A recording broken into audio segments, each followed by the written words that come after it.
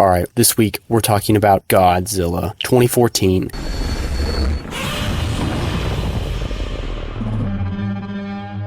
One of the best movies of 2014, which was a great year for movies actually. Child, things will get brighter, then bring it down hard. I enjoy this movie thoroughly. Godzilla 2014 is a really, really good movie, and it's great for a lot of reasons. But really, I think the number one reason it's great is solely because of Gareth Edwards, the director. He is a phenomenal director. He's literally one of my favorite directors, top 5, and all of his movies are great, especially Rogue One.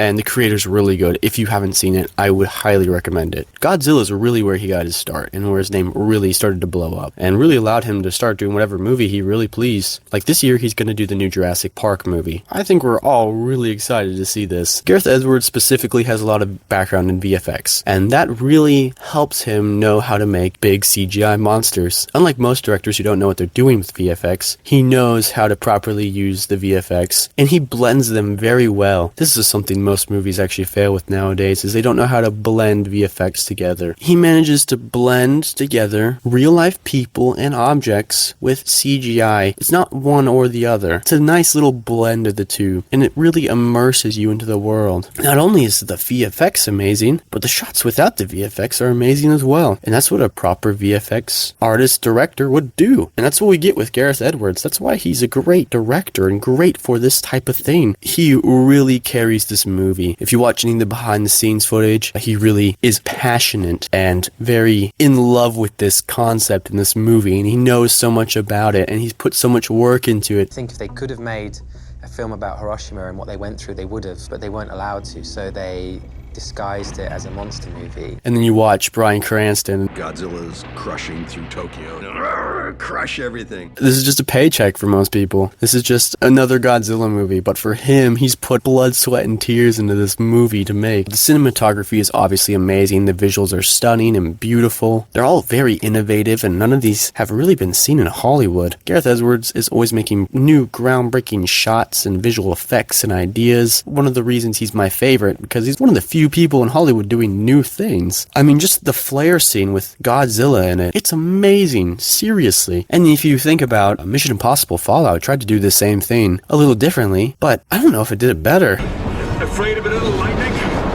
Yes, I am. The shots in this are amazing. Even them just sitting in the car and talking, just standing and talking and putting a bomb down. Nice and easy to look at. And the colors and the nature scenes. Half of them aren't even real. Most of this movie isn't even real. Most of it's just CGI. But it's just beautifully done. The CGI and the visual effects are amazing. But why? Why does this feel great? Why does this feel so much better and nicer than King of Monsters? So this is an issue of a couple things. It's an issue of directing, cinematography, your visual effects artists, and the most important I think is perspective. Almost the entire time there's tension and build up, and most of the time we don't even get to watch Godzilla fight the bad guys. It cuts out of that because there isn't much to tell. It's just mindless fighting, so it cuts out. It's kind of interesting, and one of the reasons people actually don't like this movie. It's really not what you're supposed to do. You're supposed to have the big battle for 20 minutes, and I love the fact we don't, and I love the fact we hold back, and it makes the end, when you get it, I think feel more powerful. But something that really sells this, and which Gareth Edwards really tried to push, is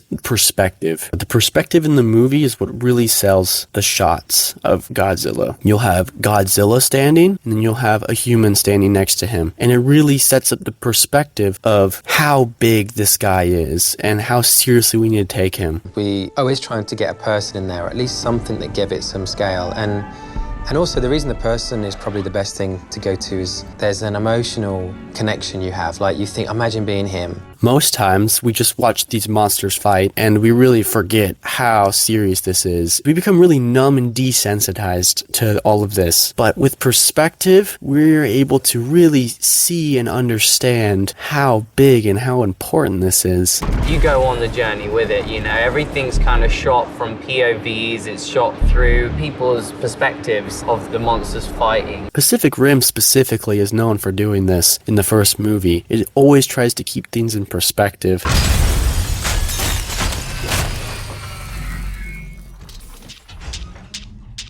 It really shows you how to keep your audience engaged in a fight between a giant lizard and a monster. One shot that's actually really cool in this movie is right in the beginning when Aaron Taylor Johnson and Bryan Cranston are going through the ruins of their old house, and Aaron Taylor Johnson walks past a little terrarium with a cocoon in it. And this is just very subtle foreshadowing for what's about to happen. This is about to foreshadow the cocoon of the monster. As well, it does a very good job of showing perspective of this tiny little cocoon to the monstrous cocoon we're about to see. And there are little things like this scattered throughout the movie. And easily, this is the best movie in the entire Godzilla franchise. It kicked off the Godzilla franchise and made it into what it is today. It really set the bar so high, and really, I don't think it's been able to hit its ends. Watching this movie is like watching a completely different franchise. Both the King Kong movies aren't bad, and the newer stuff is, yikes. I fall asleep every time I watch King of Monsters. I have not finished it. I do enjoy -1 a lot. That's a great Godzilla movie. It's not part of the Godzilla franchise, though. It's great, but it's just not part of it. Okay, let's talk about the cast. So, you have Aaron Taylor Johnson. You didn't see that coming. This is one of the big breaks for Aaron Taylor Johnson, and he's doing a great job. Everything he's been given and told to say, he's killing it. There's some times where he's a little stiff, but he's doing pretty well. As well, this is Elizabeth Olsen. She's in here as his wife. I mean, she may be doing a great job. I really can't tell because I can't get over the fact they were brother and sister in the movie after this. You lost your parents in the bombings. I've seen the records. The records are not the picture. It's weird. I can't get over it. I can't unsee it. And her acting's just a little stiff in this. But she's doing a good job. But I literally don't care because I can't get over the fact that they're brother and sister in the next one. Who thought this was a great idea? I don't know. And then you have Bryan Cranston in this. You have Walter White in this. And Bryan Cranston is really just acting his heart out. I think this movie would fail without him because he really grounds you into this plight of Godzilla. He's really the driving force for the beginning of this. Wonderful actor. I wish he was in more movies like this. Also, Bryan Cranston's hair. What the heck is going on there? And then you have Ken Watanabe. Yeah, we're gonna go with that. Great actor. I love him. He's amazing in Inception. Do you want to take a leap of faith or become an old man filled with regret, waiting to die alone? He just kills it. I love him. There's some other people, but your cast is really stacked. They all really get you invested in the Godzilla. Okay, one of my favorite lines is Jess's line. Best guess right now is about 40 miners went down with it. No, I don't think so. The Godzilla screech is always very cool.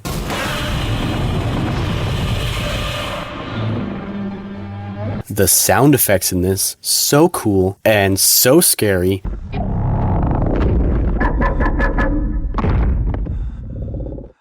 The soundtrack is great as well. Heightens the tension every time. I love the train scene. I like trains.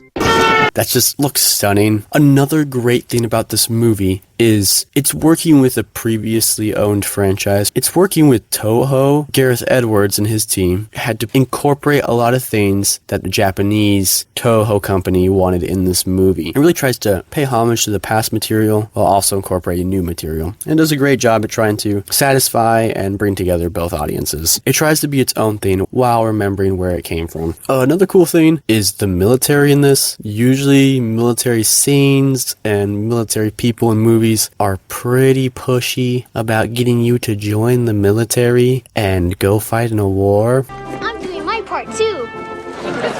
The Transformer movies are notorious for doing this. I do what he says. Losing's really not an option for these guys. And Godzilla actually isn't that pushy about it. The entire time the military is seen as competent, but whenever something happens, they kind of fall apart every time. They're seen as just normal people. It's a nice breath of fresh air. And when you do see the military things, they just add to the world. There are new details, like you get to learn about how different bombs work and how to disarm them and stuff. Yeah, I thought it was weird they made him a military soldier, because they could have picked any profession, you know. But kind of the whole movie, they need someone to disarm a bomb. His role is very much incorporated into the plot of the movie. He is needed throughout the movie because of what he can do. The Transformers movies are notorious for not having anything for the characters to do and no reason for them to be there. You gotta take me in my car. You have to take me to my car. He's gonna know what to do with the cube. So it's very cool to see that they have something for our characters to do almost the entire time. They're where they're supposed to be. It's really good writing and really good storytelling. It helps set up our knowledge about Godzilla, and it does it in a really convincing and clever way with the nuclear bombs and all of the military tests. And repeatedly throughout the movie, whenever we want to learn new things about these monsters or Godzilla, the exposition for it, it's actually done very clever. I hardly noticed the exposition. Also, one thing I admire is they're really not trying to do an origin story here. It's not his first attack. He's been around, and that's really cool to see and really hard for a movie to do. As well, this movie, it can be very scary. This sucks, man. Gareth Edwards knows what he's doing. He's trying to help us understand that Godzilla and these monsters are scary, and he gets the point across. I especially love all the details with the visual effects, especially when Godzilla first appears to fight in Hawaii. He doesn't just show up. The first thing that happens is all the water disappears from the beach. Like, that's terrifying. And you get to see the look on all the people's face about how terrifying that really is. And that's so cool. You don't even see him yet. You just see all the water disappear like a tsunami's about to come. And as well, when he comes to San Francisco, you don't see him show up. You see all of the birds run away. And that's just terrifying. And it invests you more into the world and grounds you into this real world. This is what would actually happen. Such good directing and ideas. The best part is when Godzilla uses his blue fire from his mouth and burns the monster's head off.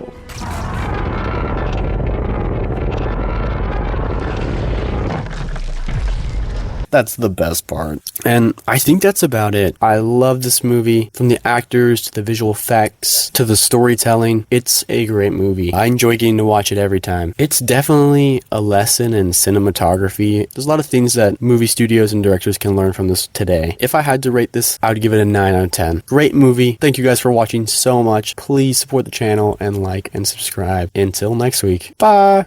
You gotta take me to my car. You have to take me to my car. He's gonna know what to do with the cube. Your car is confiscated. And unconfiscated. We do not know what will happen if we let any of this